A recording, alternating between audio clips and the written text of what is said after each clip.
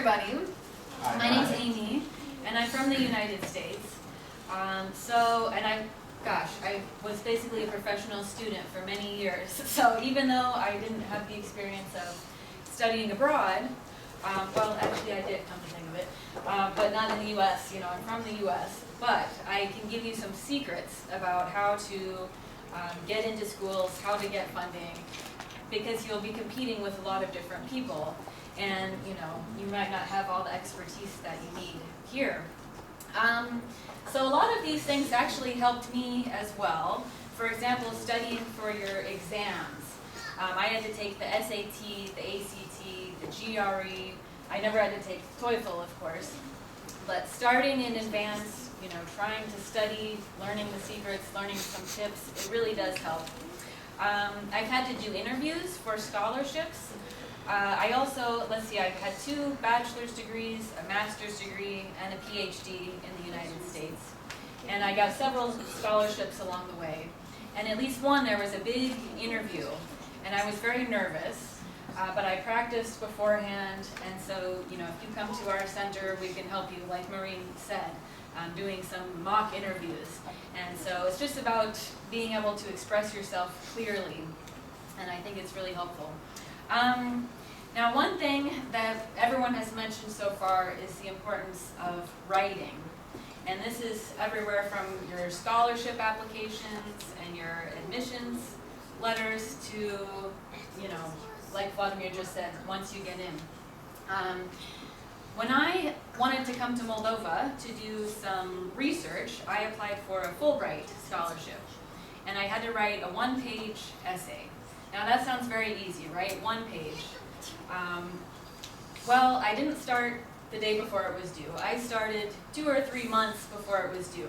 I wrote an essay, and I started to send it to people, my professors, my colleagues, and they read it.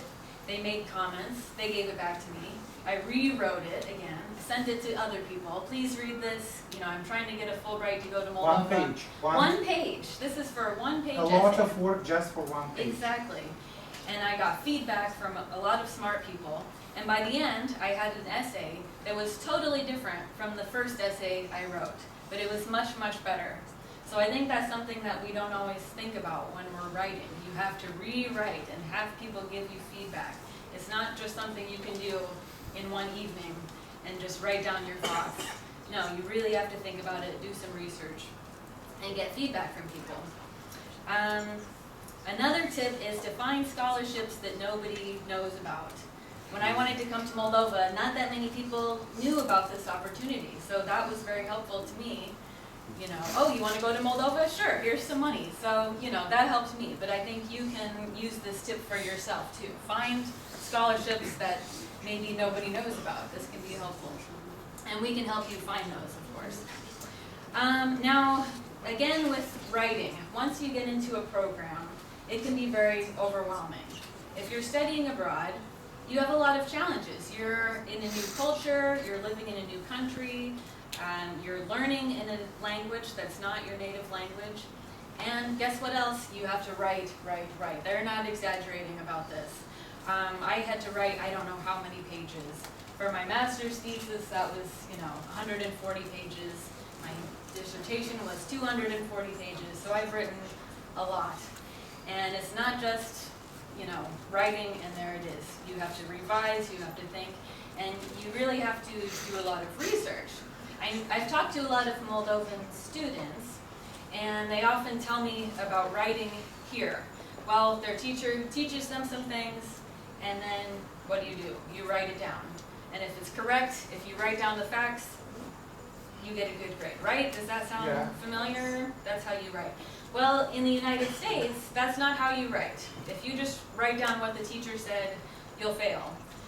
You really have to come up with a research question. You have to read a lot of things about different opinions. You have to pull that all together and make an argument.